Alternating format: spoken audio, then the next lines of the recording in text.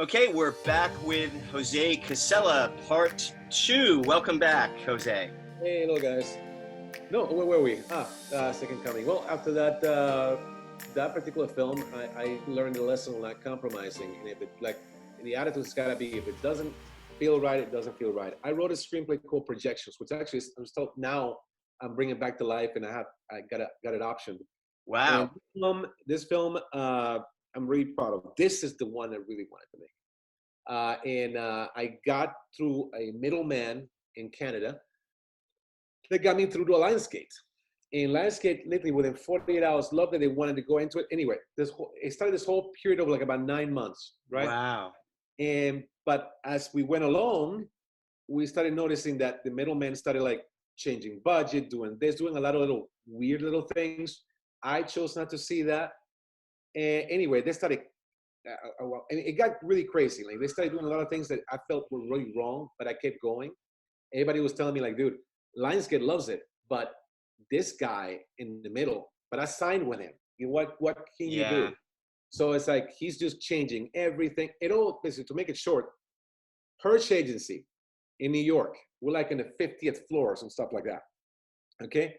Finally, we're gonna do a script reading. Zoe Saldana, who is still going up, is there. Jeff Goldblum is there. Wow. Is there. Jeremy Irons is there. We had a freaking cast, okay? And $6 million approved for this film. By that point that I'm flying, actually, so you're in pre-production basically. Yeah, we've been in. By that point, I went to a concert. They got tinnitus ringing in the ears, whatever. So I couldn't really fly. I was scared of using my ears or whatever. So I took the train to New York for this meeting. I go there. You have to understand, there have been like about 75 different instances with this middleman that was making me want to quit this thing. Lionsgate was great. The Hirsch Agency was great. Everybody else was great, except this person was a sore thumb. And I was like, I couldn't get out of it. And I get there, and we're all about to do the reading. These actors already read the script. They like it. Everything's cool. And literally, like, this guy from the middleman, from this company, I'm not going to name it right now, but it's like this comes in with all the scripts, and we're already like, I'm thinking to myself, well, okay, you know, the old scripts are here. And I remember Zoe Saldana literally opening up the script and going like, what the F is this? And I went like, was it changed the script? Yeah, is it badly printed or what is it? She gave it to me. What is it? He changed things. And this little kid, some intern or something from that company, telling me, oh, we just thought we wanted to make some changes. I'm going like, dude, this is the table. We're reading the script. I mean, and at that point, I just lost it. My partner was with me. Wow. And I literally went like, the Hershey's and the people who were with me, they knew what was going on. They knew that I was pissed off. And at that point, I went like, okay, Jose, if you keep going like this, yes, you'll have $6 million to make a film. But it's a train wreck. But these people are going to turn this into a train wreck. And if you fail, you can fail at $5,000. But if you fail at $6 million, you won't even be able to make porn. Okay, so you better just watch out. You can't live with yourself. So it's like, I remember grabbing the box with the scripts. I told everybody, hey, can you pass me all the scripts? Yeah, you know what? I'll put them back in the box. And I remember distinctly that Jeff Goldblum goes like, it's so kind of me like, you know, he looks at me like, okay, Jose, what are you going to do? And I remember like grabbing the box. I opened up the window and I threw the box out the window from the 50th floor. And everybody's just quiet. Holy shit. I come back to the table and I sit down. Everybody's quiet for about a minute. And then I turn around and look at my partner, Ralph. Will you please, I think I did something bad. Can you please go downstairs or check to see I didn't kill anybody down there? Oh my God. Out the window. This is in New York City? New York City, in Manhattan, man. So the chances of that box landing on someone were really high. Yeah. So but thank God the window was on the side. It was more like an alley kind of thing. Yeah. So anyway, so he went downstairs. We waited. And I remember Jeremy Irons says like, bravo. He kind of goes like that. And he comes back, you know, the box is fine. Yeah, it's just, you know, I looked at the window and it was just scripts all over the place, just flying like that. Wow. I told the actors right there and then. I talked to the representative of Lionsgate. I talked to the representative of the Hirsch Agency. We looked at each other kind of like, yeah, if we're gonna do this, you need to get rid of these middlemen. Basically, it was just through visual, just eyes, not even words. And Wow. I went So like, so you gain I the quit. respect of all those Yeah, actors at I least. quit. I quit. I basically walked away for a while. I was kind of like, hey, should I have just played ball? No, No, no. no, no. You made the right decision. Because the way I am, the way artists are, I always believe that. Sorry, maybe some people disagree with me, but I always believe that artists get hurt a lot easier. We are more sensitive, and I've gotten a few bruises here and there, but that was not a bruise. That was more like F this, I'm not doing it like this. Yeah. Well, you're also protecting the investors' money. I had no idea about that story, And that's man. happening. After I, that, I I was don't know if you remember the ticket trouble episode about 15 years ago where we had to walk away from $1.5 million. yeah. It was the same thing. We just walked away. We're starting pre-production. So I'll, You see, I'll tell you more about that yeah, offline. yeah. I mean, you got to trust your instincts, man. And unfortunately, I haven't done that in many, many, many times. But I tell you, One time for sometimes, me. yeah, sometimes that was one time that I was too attached to the project, and it's not like a control thing. I don't mind if you guys. I want to have a boss. I mean, I was a drummer in bands. I mean, I don't mind if you're the lead singer. I'm fine. I'm back here, but we have to work together. And but if it's my project, at least I have to have some kind of say. I'm Yeah, not. and you can't see a project ruined. I mean, if you know it's going to be a train wreck. Yeah, I don't want to be like Michael Cimino or something like that. It's just Yeah. But I was so frustrated with that I got back home to Orlando and I wrote a screenplay called The Sacred, and it was just something that Much lower budget again, right? it was basically I had it for $50,000 or something like that, and I was like, okay, let's begin the process of like raising $50,000. And I remember my colleague in the school, I was sometimes teaching a full cell, and she comes to me and tells me, I my grandmother has is left like an inheritance to me, and I can put $10,000 towards this. And I'm like, wow, okay. And I kind of Wow. let's just do it. I went. It was one of those things. I So went so this is a teacher at Full Sail? to teach a colleague friend, yeah. Wow, And wow. but we knew each other really well, uh, and so we knew each other really well. And she's a great person, a great business person. She saw something in me. I trust you. I think you can do this. And Wow. Sacred, again, same situation. Now it was different. Now you have to make something that looks cinematic and that it's in a really difficult location, and you have literally almost no money. But everybody came together again, and I made sure that whatever money was there, I designed it in a way that whatever money was there was just for equipment and to pay crew. That's it. Yeah. And Put everything on the screen. it put everything on the screen. And I was lucky enough that when it got distributed, I think it was Osiris Entertainment, they gave us 20 grand up front, which is the last Oh, time. wow. So you doubled your money right up front. And then it went on to make some money after that, right? I grabbed that and I pay everybody else bonuses. I didn't keep 1 cent. But like a lot of distribution situations, and people need to kind of be aware of that. Yeah. They will screw you no matter what. Yeah, you got to be careful. Got to have an entertainment attorney. But I was fine because to me, either I was lucky in a sense that I was able to make projects, but at the same time, I worked in the business. So I am fine as long as I can pay the crew and as long as I can pay the investor back, I am fine. Because I can always, the next day, I can always go and shoot for somebody else. I'll still be on a set. Yeah, yeah. So it was that was the one fortunate thing that I had. But it is a pain. I mean, one of the reasons I left Florida was like we shot right after that. I was literally, that's when I say I reached a level in which like I am in control of the language. I know how to shoot, block. I mean, how to put a film together with nothing. Imagine what I can do with money. And there was a film after that last one I did in Florida for 2 days. That was another lesson that I had to kind of tell people. Besides trusting your gut. Was that a feature? Teachers, yeah, 2 days is cool. And what was the budget on that? It was about 150. And, okay, so good size for a Florida budget. We made a fantastic film. It was a great film. Some great people involved in it. It was difficult because it brought like an Italian script to me from this other director that couldn't make it to the country. So I guess they made me the director, and because I was originally the DP. So I have this script that's literally like the story is great, but it's in Italian. But it's almost like an Italian that doesn't know how to speak English, trying to write a script in English. So we had to kind of like fix it. It took about 2 or 3 days, fixed it all up. after they told me I was going to direct, and that was it. I just went for it. I did it almost like a work for hire. Okay, I'm going to make this film.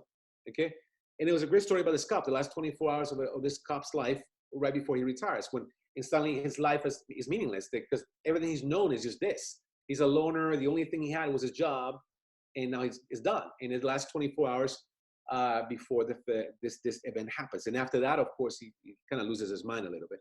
So I thought it was kind of cool. We did the film, great. I was cutting it and editing the film, and I was really proud of it. I think it's the strongest thing I've done from my own side of things. And then the producers come and tell me that they were very sorry, but they didn't really have the rights to the film. And it's like, oh my God. After it was shot. After it was shot, and I wasn't editing. And it's like, now they wanted to use the last bit of the post-production money so they can refinance like a new cut that the old director's going to do. This guy is like senile, like about 80 years old, okay? Like, wow. And I tried my very, very best. I tried my very, very best to try to I told him, like, why don't we just make the American cut, which is this one, and then he makes the other one, the European cut. Have you also done any way just to keep the editing going? I just need the money for for audio. Yeah. It's a good film, man, and it's just a shame. And it's like, no, it couldn't be worked out. The guy in Italy was really, really difficult to work with, and he didn't want to, he kind of got pissed off or whatever it is. And I'm like, you need to work with people that have your back and that have the project's back. So it's like, you have to be very careful. That was one of the most extremely painful things I can tell you as a director, as a filmmaker. When it's not that they took the film away from me. They wanted to force me. Tell you what, they sent a couple, they actually took all my footage, sent it to him so he can do like a little sample cut of the first 5 minutes of the movie. Wow. That was painful. We waited a month for it to come back. It got back to us, and it was a complete huge piece of shit. Okay? Wow. It didn't make any sense. So I kind of looked at him again, guys, can we just finish the film? They couldn't legally do anything because these Italians that were producing, well, he's completely dumbass. Wow. So that's what happened. So it's and I kind of did something that I don't regret, but a lot of people thought like, oh, you walked away. No, dude, you want me to literally sit down here, force me to relinquish the stuff that I directed and created. Yeah, not with your name on the film. Got it to somebody else, and you want me just to stay? Yeah. So I lost a few friends there, but it's like, you know what? The hell with them. I mean, you have to stand your ground. And my thing is that I walked away, and that was really painful. So I would tell people, it all comes down to like, listen, I've had a dream career. I get to wake up, dude. I get to make films, and I have control of the language, which is very important. A lot of people making films that do not have control of the language. It depends on other people. In my case, it's like I don't need a DP. I am one. I don't need. Well, what's so unique about you, and there are a few other people like this, but you really encapsulate this. In some cases, you're the writer, the director, and the editor. Yeah, so I gotta bring this up. I mean, it's not a control thing. To me, it's almost like I make music and stuff like that. To me, it's like when I started with Robert, for example, Robert Rodriguez. It was like my whole point was like, yeah, I want to have a career, but I want to do many things. I don't want to do just one thing. That's why I was kind of like a weird kind of DP, because it's kind of like I not only come in just to shoot the film, but I also help in blocking and cutting and the whole thing. I like to do many things, man. I've just been making music for the last couple of years because I'm a musician too, and it's not like, oh my God, Jose just wants to do so many things. It's so full and so no. It's just kind of like I just love many things. I have many interests, That's why I like to make music. I like to edit. I like to direct. I like to shoot, and I like to control that space. When if I'm going to say I'm going to be a cinematographer, I need to know how to light and block. If I say I'm going to be a director, I need to understand storytelling. I need to understand structure. I need to understand editing, which is another thing I'll recommend. A little side note here for any filmmaker out there. And I know a lot of them do this because their editing software is available to everybody, which is great. Back in the day, yeah. Where are we going to edit this? We're going to have to spend some money on that because you got to find an Avid Bay or an Avid Express or something. I would tell filmmakers because I see this all the time, and it's hard when you see a great story just go down the drain because we have a big ego. We all very selfish in many ways. In the sense, like if you're a director, it's like it's me, right? So it's kind of hard to talk to someone like that when you're in a state. It goes for the territory. Yeah. But it's like I would tell any filmmaker, basically just please study filmmakers, but also know and understand how to edit a movie. That it all comes down, we can talk about this and we can talk about that. It all comes down to editing. Editing is the essence of cinema. 30 years of doing this taught me one thing. Yes, funding, yes, this and that, but at the end of the day, if you get through that big door of funding, you get through that big door of like casting and dealing with all the BS and everything else, at the end of the day is how you block the scene and how you edit the scene. If you have Meryl Streep in a scene and Dustin Hoffman and Robert De Niro, you're not going to tell them how to act. They're going to do what they're going to do.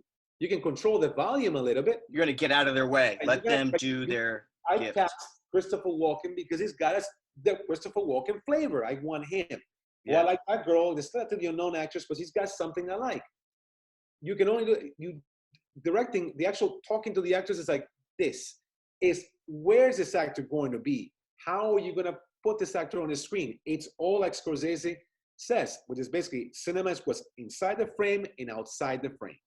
How do you block it? So, and then the editing of it. And so speaking, yeah. Sorry to cut you off. Speaking about A-list actors, and I got to have a quick disclosure here. We're running out of time. Yeah. I'm involved in this one of your future projects. Yes. Tell us about this project that you said you're really, really excited about. Some years back, 2-3 years ago, I received a book from you. I think it was from Ginny Scales Medeiros. Fantastic person that used to work in the automotive industry, and she's just an inspiration. I mean, a lady that just basically had to fight since he was a child to make it. You know, it's like rags to riches story. It's like a perfect story. I read this book and it was just insane. It was amazing. What a life! What an amazing thing. And I had the luxury. I don't consider myself a writer, but I happen to write. But I have too much respect sometimes for writers, you know. And it's like I was asked to adapt this, which is like a challenge because it was kind of like, I did it on the Philippines, by the way. I got a chance to shoot a project, to go and do this little thing for this crazy German guy that used to work in Amazon in the Philippines. And it was right there in his island that I took the book with me, and I did an adaptation of it. And it was really hard because to try to fit everything from the book into the script. Anyway, and now we're trying to get this project done. And it's one of those projects that takes care, that it goes through several decades of this person's life. And it's a rags to riches story. It's just completely inspirational without being cheesy. It's like a really inspirational story full of drama and heartache, and it's amazing stuff. It's the kind of film that a person I know, Tony Scott, the great director, used to say, like, when you grab a script, you got to ask yourself, does this need to be made? You know, and I can say for this project, which is called Win, and not because I'm just doing it. I mean, I'm excited about it because I don't know if it will happen or not, but it's like you have to fight, you know, every day to try to get it done. It's something that needs to be made. It needs to be seen. It's really great, and I'm really proud of it. It's going to have, luckily, knock on wood, it's going to have some good name talent, and luckily we'll have the right budget to do it justice, because certain projects you can't do it for very little money. I mean, I know it's very heroic sounding and really cool sounding. We made a film for very little, which is great, but there comes a time in which certain projects are kind of like, dude, we got to recreate the 1970s. Or it's a period piece. It's a period piece with a ton of actors in it, and it's something actually, in my opinion, that not only works as a film, but also as a limited kind of series, like a 6-episode thing. So you're telling like a person's life. Well, and, I believe it will happen because you've got this A-list casting team. Laurie Lewis and Kelly Knox have signed on. They're reaching out to some A-list actors, and when big actors say they love the script, I was moved by that. I mean, I love the fact that we also eventually made another draft of the screenplay. We all worked together on it, and it's been. I'm just pinch myself, man. It's a really wonderful project, and notice that we're not funded yet, but I know it will happen, and I know that we're on the side of right. I know that it's not just like another zombie movie or something like that. This is like something like really say as a biopic, and it's a wonderful thing. And to me, I'm fascinated with the times that she lived in, especially when she was a child and growing up, and all the pop culture, all the stuff that was happening around that time. I love that period, and I love the fact that she's still around and she's here, still doing it, kicking butt, and And a lot of people that read a book have been moved, in my hopes Yeah, that it's just to make so not only inspiring but empowering to yeah, girls and women all over especially the world. empowering, especially empowering because this lady is a self-made person that really had to fight, go through hell to get to where she's at right now. And I love it because it's this. At the end, she finds love, and it's just great. It's a wonderful story, empowering. In the current world that we're living right now, in which everything is so negative, I think this is the kind of thing that not only is great entertainment, but it's also inspirational. So I'm really excited. Yeah. So we're Well, gonna look at. I wish you all the best on Win and all your other projects. I know you got a few other projects in the works as well. Thank you so much for coming on, by the way. What's the best way that people can contact you or follow you? Well, you guys can, if you can just basically follow, you can just type my name on Facebook. It's Jose Zambrano Cassella. I don't know if you want to spell it, but you can just find me on Facebook. You can follow me on Instagram. I mean, I always say yes to friends and stuff like that, unless you have like some like kind of like a anti-Semitic thing or some Yeah. weird messages Or on it, some political joke or something. some political stuff. But it's like, yeah, and you can find me there on Instagram, on Twitter, on Facebook. Just type my name, you'll be able to find it. And it's all good. So I'm excited. Not only is Win is working on that, I'm working on some other projects, and I'm putting music out. It's been quarantining and already have like 2 albums out. That's a wonderful world of technology nowadays. You can actually put an album out, and not break the bank. So yeah, just the idea is keep creative and trust your instincts. And if anybody has any questions or anything like that, just feel free to send me questions. I had a lot of students in film school. In Full Sail, so there's still to this day people ask me questions. I like to ask questions. Oh, I bet that's really cool. It's cool. You'll find people. I've been in places like in one of the 7,000 islands of Philippines, some island in the middle of nowhere called Cebu, and there'll be like a couple of students there that took classes with me. I'm like, wow. Wow. It'll be like people like, hey, don't I know you? Yeah. It's like, it's crazy. Did you teach? We got to wrap things up here in 60 seconds. But did you teach Darren Lynn Bousman? I know. I can't recall right now. Maybe. Anyway, another Full Sail success I know story. he was around the time that I was shooting Delivery, that film. Oh, okay. So, I must have seen him. It's just been a while. But you've inspired a lot of people. I know this podcast is going to inspire a lot of people watching or listening to this. So thank you so much again for your time, Jose. Oh, man. Keep rocking, guys. Love you, brother. Tune in next week, or for more info, visit financeyourmovie.com.